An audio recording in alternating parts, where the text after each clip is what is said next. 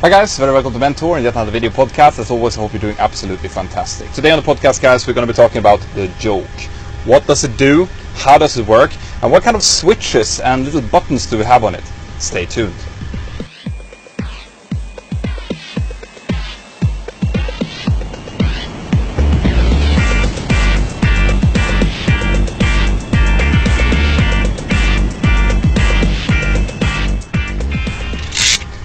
Right guys, so I have been receiving quite a lot of questions about the Yoke. Now, the Yoke is obviously one of the most iconic features of the 737 cockpit. It's the one thing that really puts it aside from the Airbus family, where the Airbus family has a little side stick here on the side, and the Boeing family has a proper Yoke, something to really hold on to. Okay, so today I just wanted to talk a little bit about what it does. Now, obviously, it sits here right between the legs of the pilots, and the primary functions of it is to control the aircraft. So if we're turning the aircraft like this, it activates the ailerons, which means that the aircraft is tipping over like this. If you're moving it forward, it's putting the nose down using the elevators. Same as you're pulling it backwards, it's climbing. Okay, so those are the primary functions. Now, when an aircraft is turned, it uses a combination of ailerons and rudders. The 737 has a yaw damper up here, and the yaw damper is the one that is coordinating the flight, so it's actually inputting rudder for us.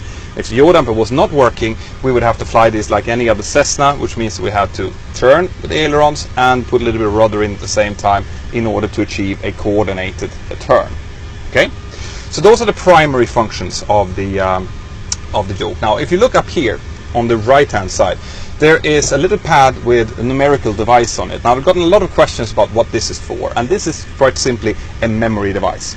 Okay, the pilot uses this memory device for whatever they need it for. Basically, a lot of pilots uses it to remember minimum speeds on approach, or V1, or different types of speeds. That's why there's 3 numbers in here. I personally use it to remind me of my call sign.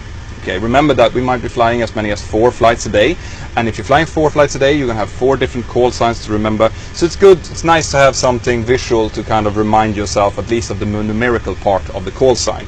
So in this case, if I was flying Mentour 360, then I will put 360 in here, and at least I would remember that part of the call sign. Okay, cool. Right. To the left of that, we have the checklist and the document holder. Now, that can be moved up and down like this. You can have a little clip on here in order to, for example, if you need to have an approach plate, or if you have your load sheet and you want to hold it somewhere. And down here, you have all of the in-flight checklists. So the checklist that we do when we're on the ground, when we're on the stand, we have them up here. And the checklist that we use in flight, as in before takeoff checklist, after takeoff checklist, descent, approach and landing checklist, are all on this document holder, so that they're easy to access. This is a memory device as well. We just move it down as we're running through the checklist to remind ourselves which checklist we have done and not. Okay? Here, on the left hand side, there's an autopilot disengage switch. Now, the title kind of speaks for itself there. What it does is that if you're in autopilot flight and you want to disconnect the autopilot, you just click that switch, that brings the autopilot out, and you are now flying the aircraft completely manually. If you want to disconnect the auto throttle, you use the little buttons down here on the thrust levels. Okay, there's one on each side. Now, here we have the trim switches. Now, I've gotten a lot of questions to why there is 2 trim switches, why it's not just one, why it's divided into 2 parts. And it's actually, as always, a really good reason for that. The trim switches, when the autopilot is engaged, the autopilot takes care of all the trimming of the aircraft, as in making sure that all of the unwanted forces on the flight controls are being trimmed out. Now, I've done a video about the trim wheel before. Check that out if you're interested in knowing more about that. Now, this means that if the autopilot is doing the trimming and the pilot starts moving the trim, the autopilot will simply think, so the pilot wants to do that himself, I'm just going to disconnect. And that's what it does. So if we were in the autopilot, if the autopilot was engaged and we were flying the aircraft using the autopilot, and we suddenly input some trim, that would immediately disconnect the autopilot. And that's why it's divided into two. So that if you would just casually hold your finger on here and you would move it for whatever reason, if you just move one switch, nothing happens. But if you move both of them at the same time, then the trim will move. Okay?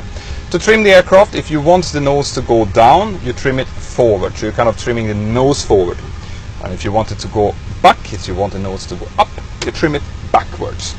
Okay? So forward, backwards. That's the way to think about it. And that's the way you think when you're flying and you feel like the aircraft is nose heavy and you don't want it to be nose heavy. Well, trim it a little bit back and the aircraft will be more stabilized and easier to fly. Alright?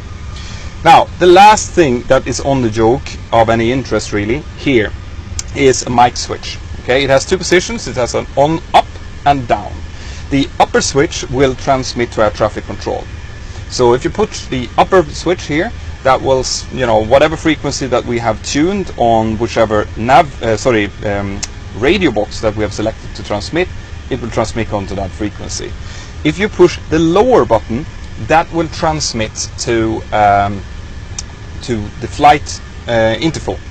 The flight interphone might be, for example, to the one who's doing the pushback of the aircraft. So when we're pushing the aircraft back, we are in contact with a ground person that's checking that everything is clear on the ground.